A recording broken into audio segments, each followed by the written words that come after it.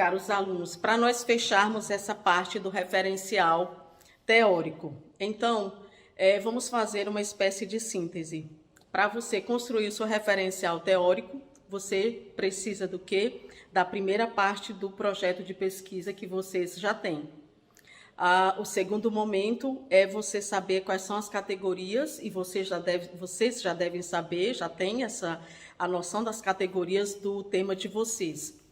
Fazer pergunta para esses temas, para que vocês busquem resposta nos autores, certo?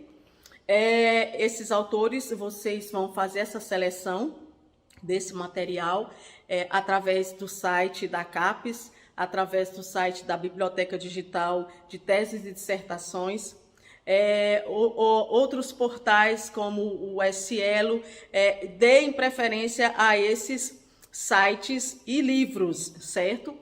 Então, você encontrou o material, você vai primeiro ver o resumo, olhar o sumário, procurar lá nas referências citações que te levem para fazer a leitura direto na fonte, certo?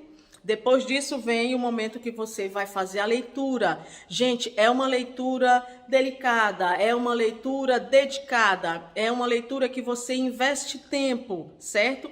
Para que você depois não tenha que voltar e procurar uma citação que se adeque para uma afirmação que você fez. Então, você vai dedicar tempo para isso, certo? E uma vez que você encontrou essas citações, você vai fazer o quê? Você vai, de posse de um papel, você vai abrir um quadro, pode ser no seu computador também, no seu bloco de notas, enfim, onde você achar que é mais pertinente. Você coloca a referência completa, você coloca a citação que responde à pergunta que você já fez e, em seguida, você já faz uma interpretação daquele texto, daquela citação que você fez. E aí você vai para o seu referencial teórico. Então, digamos que, falando do meu projeto, a primeira parte do meu referencial teórico é a história da didática na educação. E aí eu vou fiz aquelas perguntas, eu já tenho as citações selecionadas previamente, eu vou colocar essas citações e a partir daí eu já fiz também as minhas interpretações e a partir daí eu vou colocar os autores para conversar, eu vou colocar o meu ponto de vista sobre aquela citação que eu retirei. Gente, nota de rodapé. Você não deixa, por exemplo, uma citação com mais de 3 linhas, você não pode deixar ela lá sem fazer qualquer comentário. Você precisa comentar as citações com mais de 3 linhas, você precisa fazer uma observação sobre aquela citação, porque algumas pessoas colocam uma citação de mais de 3 linhas, em seguida, elas já começam outro assunto. Não, isso não é admissível na academia. Então, você tem que lembrar disso. Não deixar essas citações sem qualquer comentário, mas você precisa comentar, certo? Você precisa vir construindo uma ideia, você ter coerência com a construção, você ter cuidado com a unidade do seu texto, certo? Cuidado para não colocar parágrafos muito longos, de forma que o seu texto seja um texto agradável para quem vai fazer a leitura. E eu chamo a atenção para a construção do parágrafo. O parágrafo ele é construído a partir de uma afirmação, que nós estamos chamando, que nós chamamos de tópico frasal. Esse parágrafo ele tem uma sustentação, que é quando você coloca a citação para dar, vamos dizer assim, para abalizar a afirmação que você fez e você faz um fechamento. Então, isso gente, a construção de um parágrafo.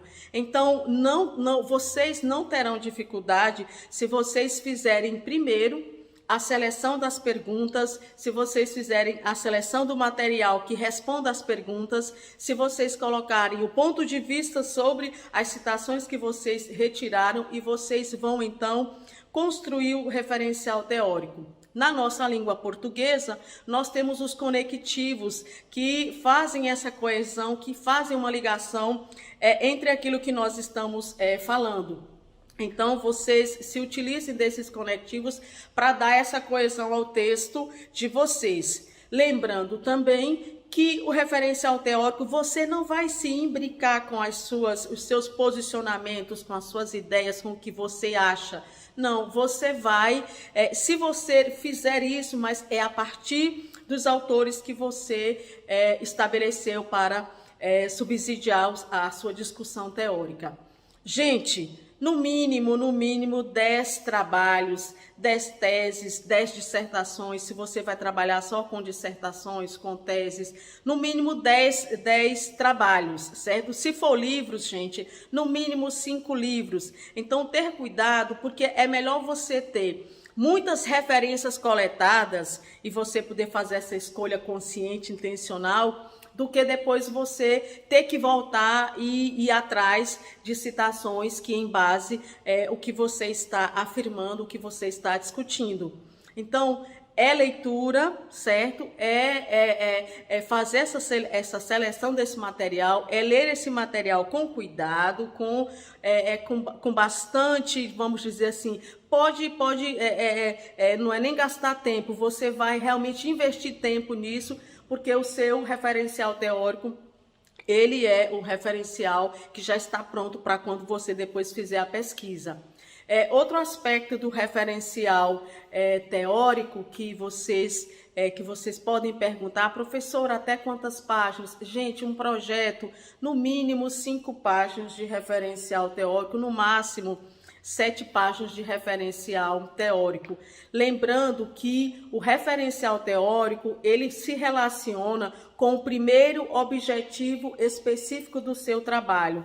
Então, se eu estou trabalhando a didática na formação inicial do professor de matemática, então esse meu objetivo vai ser o quê? Identificar a didática como pressuposto para a formação do professor ou para a formação docente. E aí eu faço as perguntas e vou atrás do material, faço a seleção, vejo quais são os autores que respondem às perguntas que eu fiz e eu já vou escrever a seção 2.1, que vai tratar da didática, que é o meu conjunto, vamos dizer assim, que é a discussão maior do que eu estou fazendo.